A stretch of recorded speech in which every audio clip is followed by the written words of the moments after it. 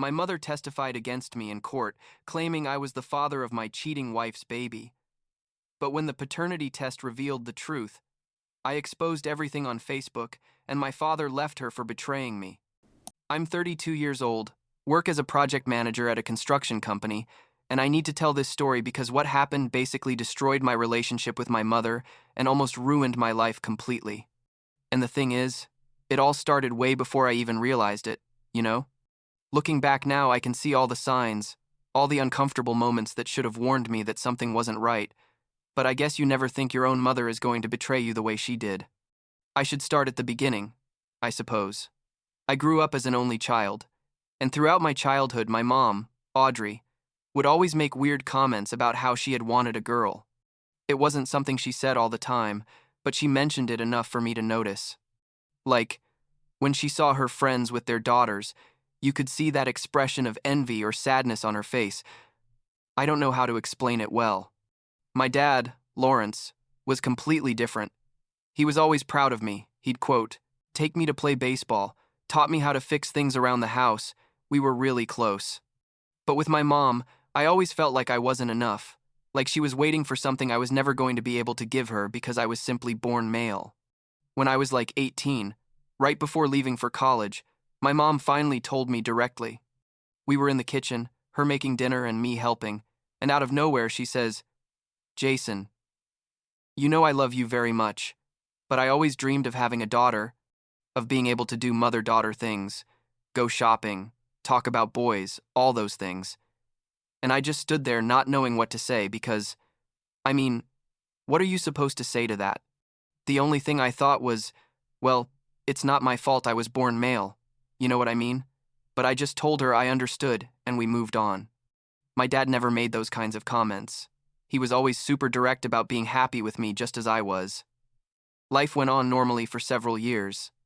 I graduated from college with a degree in civil engineering, got a good job, moved into my own apartment about 30 minutes from where my parents lived. Things between my mom and me were cordial. We'd see each other on birthdays and holidays, but we were never super close, you know. I wasn't one of those sons who calls his mom every day to tell her how his day went. I did talk to my dad more often, though. Sometimes we'd go grab some beers on Friday nights after work. Everything changed when I turned 27. My mom suddenly became obsessed with me finding a girlfriend and getting married. And when I say obsessed, I mean she would literally call me every 3 days asking if I was dating anyone, if I had met any interesting girls, basically pressuring me constantly. I had had a couple of girlfriends before, but nothing serious. And honestly, I wasn't in a hurry to get married. But she acted like I was 50 years old and it was my last chance or something. One day, about 6 months after she started, with that pressure, my mom calls me and tells me she has someone perfect for me. Turns out she had reconnected with a high school friend, Denise. And it turns out Denise had a daughter named Sarah, who was also single and looking for someone. My mom was super excited, told me Sarah was beautiful, that she went to church every Sunday, that she was a very decent and well-educated girl. I really didn't want to go on an arranged date. It seemed super awkward to me, but my mom insisted so much that I finally agreed just to get her to stop bothering me. The first date with Sarah was at an Italian restaurant downtown. She showed up and, honestly, she was attractive, like 5'5", tall, long brown hair, very put together. We talked about general things, her job as an administrative assistant, my job in construction, our hobbies. It was pleasant, but I didn't feel that incredible spark you're supposed to feel, you know? But my mom was so excited when I told her it went well that she started, pressuring me to ask her out again, and that's how it all started. We dated for a year. Sarah was fine, don't get me wrong, but she also wasn't like, wow, this is the woman of my life. It was more like, well, she's nice, we get along, she checks the boxes. My mom, on the other hand, was over the moon. Every time she saw Sarah, she treated her like she was her own daughter. Hugged her, asked about her life, they made plans to go shopping together without even inviting me. And I thought, well, it's nice that they get along, right? I didn't see anything wrong with that at the time. After that year, Sarah started hinting that she wanted something more serious, like commitment. And my mom, of course, was on her side, telling me not to make her wait so long, that Sarah was perfect for me, that I wasn't going to find anyone better. So I finally proposed. It wasn't like in the movies with that super romantic perfect moment. It was more like, well, we've been together a year. She wants to get married. My mom wants me to get married. I guess this is what comes next. Sarah said yes, and my mom literally cried with happiness when she found out. The wedding was 6 months later, and my mom basically took control of everything. She chose the venue, the menu, the decorations, the flowers, everything. She and Sarah spent hours and hours planning every detail, while I just nodded and signed the checks. We spent like $40,000 on that wedding. It was super elaborate, with like 200 guests. My dad pulled me aside a few days before the wedding and asked me if I was sure, if I really loved Sarah. And I told him yes. Although honestly, I wasn't 100% convinced, but we had already come so far that I wasn't going to back out. The first months of marriage were normal, I guess. Sarah quit her job because she said she wanted to focus on the house and maybe start a family soon. I made enough to support both of us, so it didn't seem like a problem to me. But after like 3 months, I started noticing weird things. Sarah would go out a lot, like 3 or 4 times a week, and when I'd ask her where she was going, she'd always say to church, that she was doing volunteer work, helping with children's programs and stuff like that. I thought it was a good thing, that she was involved in the community and all that, but the house was always a mess. I'd get home from work at 6 p.m. and the breakfast dishes were still in the sink, laundry unwashed, bed unmade. I asked her several times what she did all day, and she'd get upset, tell me she was busy with her church stuff, that I didn't understand how demanding that volunteer work was. I didn't want to be that kind of controlling husband who questions everything, so I let a lot of things slide. But deep down, I was starting to feel like something didn't add up. One day, about a year and a half into being married, I decided to stop by the church, where Sarah supposedly volunteered. It was a Wednesday afternoon, and she had left saying she had an important meeting there. I got to the church and asked to speak with someone about the volunteer programs. An older lady who worked in the office helped me, and I explained that my wife Sarah volunteered there and that I'd like to know more about the program to maybe help too. The lady looked at me confused and told me they didn't have any Sarah as a volunteer, that in fact their volunteer program was very small and she knew everyone personally. I felt like someone had thrown a bucket of cold water on me. I didn't say anything to Sarah that day, but I started paying more attention. The next time she said she was going to church, I followed her. I know it sounds horrible and distrustful, but I needed to know what was going on. I followed her in my car, staying like 3 cars back, and instead of heading toward the church, she took the highway in the opposite direction. I followed her for like 20 minutes until she arrived at a residential neighborhood, parked in front of a 2-story house, and there I saw it. Sarah got out of the car, walked to the door, and before she could knock, a guy came out, hugged her, and they kissed. Just like that, directly, without even trying to hide. Then they went into the house together. I sat in my car about 2 blocks away, literally shaking with rage. I couldn't believe what I had just seen. My first reaction was to go knock on the door and confront them both right there. I thought, if I do this now, without proof, she's going to deny everything. She's going to make up some excuse. So, I decided to be smarter. For the next 2 weeks, I documented everything. Every time she went out, I followed her, or hired a friend to do it. I took photos, videos, wrote down dates and times. I discovered she went to that house like 3 times a week, always stayed like 2 or 3 hours. I also hired a private investigator to find out who the guy was. Turns out his name was Chase. He was Sarah's boyfriend in high school, worked as a car salesman, and lived alone in that house. I mean, she had been seeing her ex this whole time, probably since before we got married, who knows.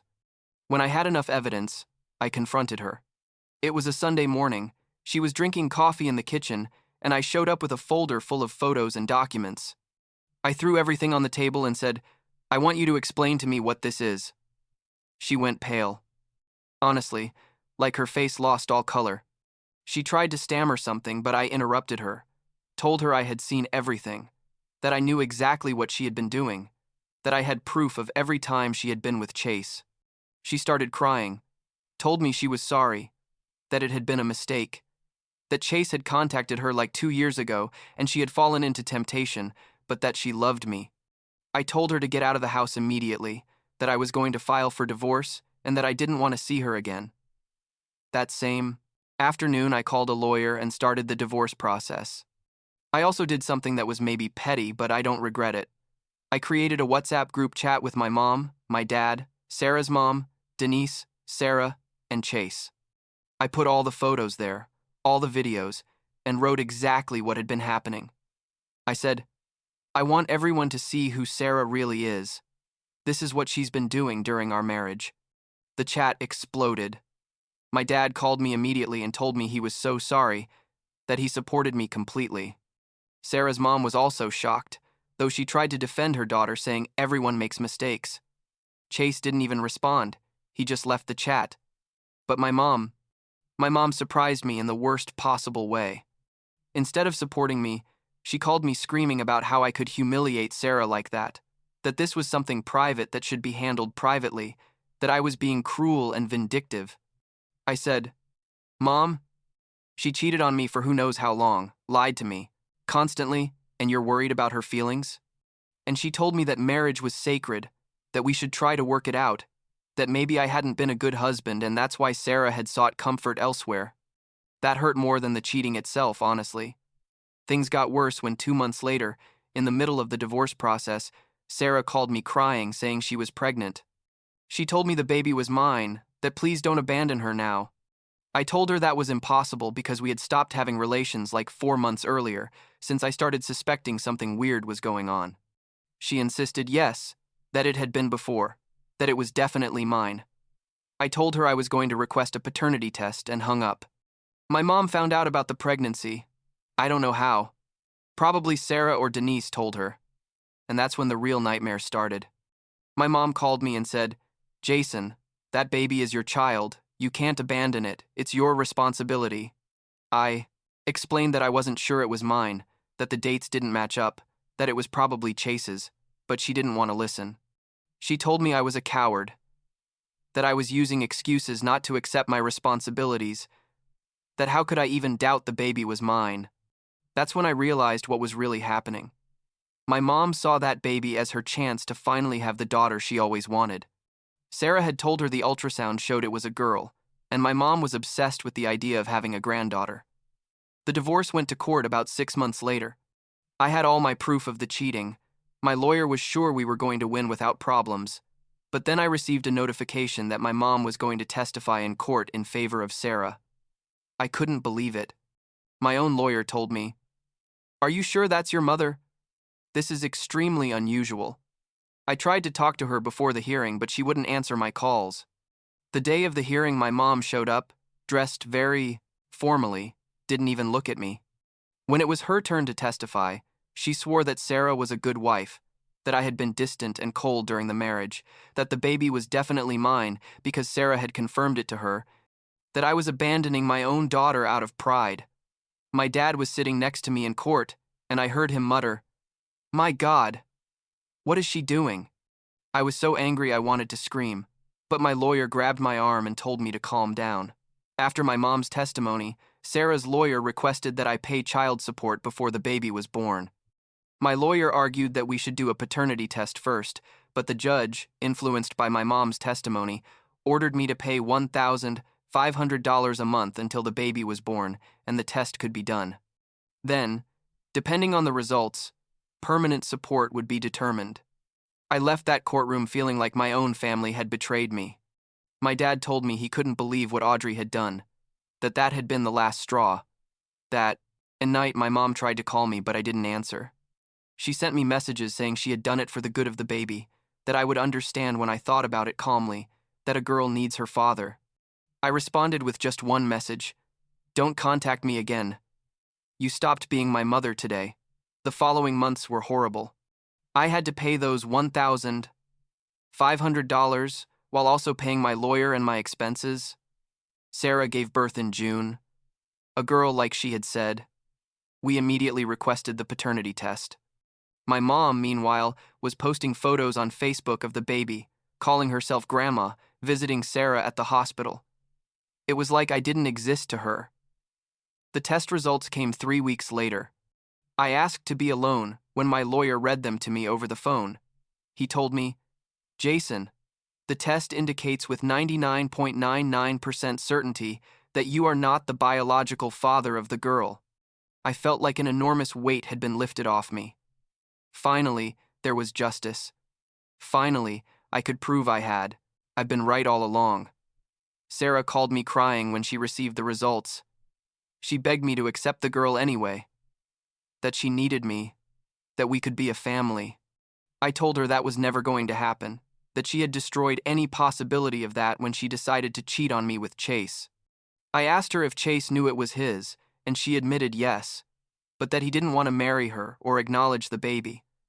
I told her that was her problem, not mine, and hung up. I did one last thing that I know was controversial. I wrote a Facebook post explaining the whole situation. I said that Sarah had cheated on me, that I had filed for divorce, that she had gotten pregnant during the process, that the paternity test had confirmed it wasn't my daughter, and that my own mother had testified against me in court despite knowing the whole truth. I said this was to clarify any gossip or lies that might be circulating. The post went viral among our acquaintances. I received hundreds of supportive comments, but also some criticizing me for exposing everything publicly. My mom sent me a furious message saying, how could I humiliate her like that publicly? That I was a monster. That I had destroyed Sarah's reputation. I responded, you testified against me knowing I was innocent. You chose a stranger over your own son. I don't want to hear from you again. And I blocked her everywhere. The saddest thing about all this is that my mom didn't change, even after the test proved I was right. She kept visiting Sarah, kept calling herself grandma to that baby who had no relation to me. She'd buy her things, take care of her, basically became the mother figure that Sarah needed because Denise, although she supported her daughter, was disappointed with the whole situation. My mom finally had her daughter and granddaughter, and apparently that was more important than her son. My dad held on for like 6 more months living with her after all that, but eventually he told me he couldn't take it anymore. He told me my mom had been using money from their joint account to buy things for Sarah's baby, that she had converted one of the rooms in the house into a room for the baby for when Sarah visited, that she talked all the time about the girl as if she were her real granddaughter. My dad got fed up and told her that either she stopped that sick obsession or he was leaving. She told him she wasn't going to abandon her granddaughter. So my dad packed his things and moved to an apartment near where I lived. Now, about 1.5 years after all this, my dad lives 10 minutes from my house. We see each other almost every week. We go play golf or grab some beers. He started the divorce process like 4 months ago. He told me he should have done it sooner, that what Audrey did to me was unforgivable, that he couldn't be married to someone capable of betraying their own son that way. My mom, as far as I know from mutual acquaintances, still visits Sarah and the baby, still posts on Facebook like she's her real granddaughter. Chase apparently never accepted responsibility. Sarah is raising the girl alone with help from my mom and Denise. The divorce between Sarah and me was finalized like 8 months ago. I didn't have to pay a single cent of child support after it was proven I wasn't the father. My lawyer even managed to get me reimbursed for the $1,500 a month I had been paying. I'm not going to lie and say I'm completely okay with everything that happened. It still hurts to think that my own mother betrayed me that way, that she chose a stranger over me just because she finally had the chance to have the daughter she always wanted. Sometimes I wonder if she ever really loved me, or if I was always just a disappointment to her for being born male. My dad tells me she has issues, that her obsession isn't normal, but that doesn't make it hurt any less. Like 2 weeks ago, Sarah tried to contact me again. She sent me a long message saying Chase had left her completely alone, that my mom was the only person helping her, that if I could forgive her and maybe meet the girl. I left the message on read and blocked her again. That part of my life is closed. There's no going back. The only good thing that came out of all this is that my relationship with my dad is stronger than ever. He tells me he feels guilty for not seeing before how toxic my mom was, for not protecting me better. But I tell him it's not his fault, that nobody could have predicted she would go that far. Last week we had dinner together, and he told me that when the divorce is finalized, he's going to move to a bigger place, and that if I ever want to live with him while I find a better place, the door will always be open. I guess in the end, I discovered who really was my family and who wasn't, and that, although painful, is something I needed to know.